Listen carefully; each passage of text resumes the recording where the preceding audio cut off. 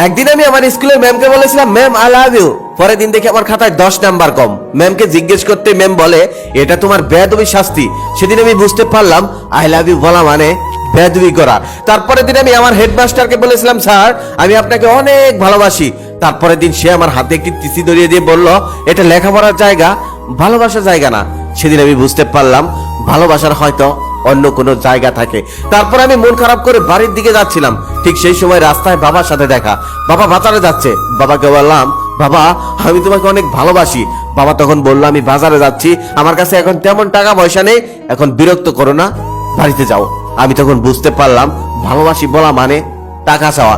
তার একটু সামনে ভাইয়ার সাথে দেখা। ভাইয়াকে বললাম, ভাইয়া আমি তোমাকে অনেক বেশি ভালোবাসি।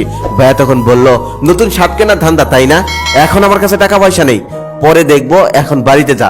তখন আমি বুঝতে পারলাম ভালোবাসি বলা মানে শার্ট কিনতে চাওয়া।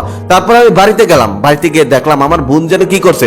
বোনকে বললাম, আপু আমি তোমাকে অনেক ভালোবাসি। আপু তখন বলল, কাপড় চোপড় ময়লা হয়েছে না, আমি ধুয়ে দিতে পারবো না, আমার হাতে এখন অনেক কাজ, নিজেরটা নিজেই ধুয়ে নে। সেদিন আমি বুঝতে পারলাম ভালোবাসি বলা মানে কাপড় ধুয়ে দিতে বলা। তখন আমার মনটাই খারাপ হয়ে গেল। কেউ আমার ভালোবাসার অর্থ বুঝলো না, আমিও ভালোবাসার অর্থটা বুঝতে পারলাম না।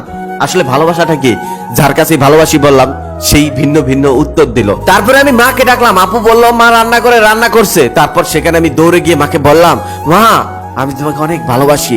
মা তখন আমাকে জড়িয়ে ধরে বলল, পাগল ছেলে আমিও তো তোকে অনেক বেশি ভালোবাসি, সারাদিন কোথায় ছিলি, মুখটা শুকিয়ে গেছে, জল খেতে দেই। এই বলে মা আমার কপালে চুমু খেতে লাগলো। তখন আর আমার বোঝার বাকি রইল না আসলে ভালোবাসার মানেটা কি। সিজারে আবার কিসের কষ্ট, শুধু পেট কাটে, এমনটাই শোনা যায় মানুষের মুখে। আরে 7টা পর্দা কেটে বেবিটাকে দুনিয়ায় আনতে হয়, আধা ঘন্টার মধ্যে 3টা স্যালাইন শেষ হয়। মোটা সিরিঞ্জে দেওয়া মেরুদণ্ডে সেই ইনজেকশনটা সারাটা জীবন কষ্ট দেয়। যখন অবসর ম্যাটটা চলে যায় তখন গলা কাটা মুরগির মতো ছটফট করতে হয়, আপনজন ছেড়ে পোস্ট অপারেটিভ রুমে থাকতে হয়। এক একটা মিনিট যেন এক একটা ঘন্টার সমান, সময় যেন যায় না। প্রিয় মানুষদের মুখখানি দেখার জন্য ছটফট করা, ঘন্টার পর ঘন্টা কাটা জায়গায় কি যে ব্যথা বলার মতো না। তার সাথে খিচুনি, নিথর দেহে থরথর কাঁপুনি, হাতে ক্যানোলায় স্যালাইন তো চলছে, অন্যদিকে গলা শুকিয়ে কাটকাট, অথচ এক ফোঁটা পানিও দেওয়া হয় না, কারণ 24 ঘন্টার আগে নিয়মে নেই। পৃথিবীর সব থেকে বড় ভয় কি জানেন?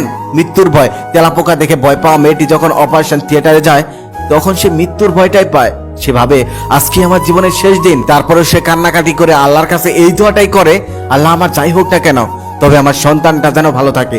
আবার সে এটাও ভাবে, আমি না থাকলে আমার স্বামী সন্তানকে ভালোবাসবে কে। তাই মাকে কখনোই কষ্ট দিও না। মনে রেখো, তুমি যদি পুরো পৃথিবীর মানুষের কাছে ভালোবাসা হেরে যাও তাহলে মায়ের ভালোবাসাটা মিলিয়ে দেখো, তখন দেখবে পৃথিবীতে ভালোবাসা বলতে কিছু আছে।